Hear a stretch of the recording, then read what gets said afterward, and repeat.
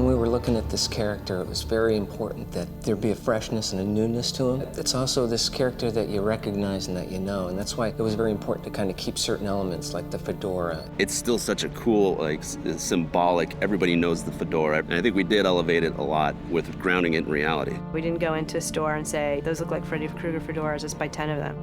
Optimo Hat Maker is a hat maker in Chicago. They're amazing, just gentlemen, fabulous, fabulous shops. We told them what we wanted. We actually selected the beaver because everything's different weight, and then he blocked them specifically for us. Cut the brims, everything was done. Had to have the fedora, but hats are also very personal to actors, and it's a whole feel. So we had Jackie in the fittings. He became very attached to a certain kind of hat, and his feel and it's the weight of the hat as well. I can tell you that we didn't finalize a hat until we were a month into shooting. You know, I hope no one can tell, but we kept working, trying different hats. It was actually really interesting to arrive at the final hat. So we had like wider brims to do, stuff that's more dramatic, and everyone's like, just cut it down. I mean, it literally became down to like 1/8 of an inch. Cut it down 1/8 of an inch more. We just like kept trimming and changing the block on the top. And I remember at one point Jackie's like, you're not changing the hat. I go, Jackie, held his hand and I said, here's the deal. Before we came on this movie, for X amount of years, somebody's been trying to get this project going, and they've been thinking about Freddy. Every level, looking at Freddy, staring at that hat. And I go, just because you and I come on doesn't mean we have the best idea for Freddy. We just really have to explore it all. I go, you might like this new Freddy hat.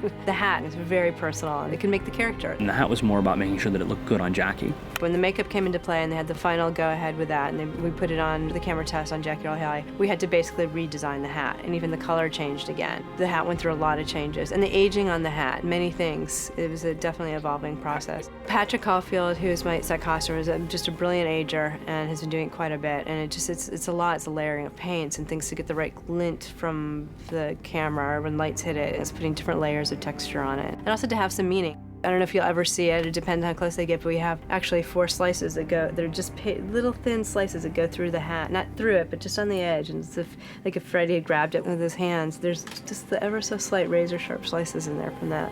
The fedora is such an iconic image, and it's really about that silhouette. It's the hat. He's just very mysterious.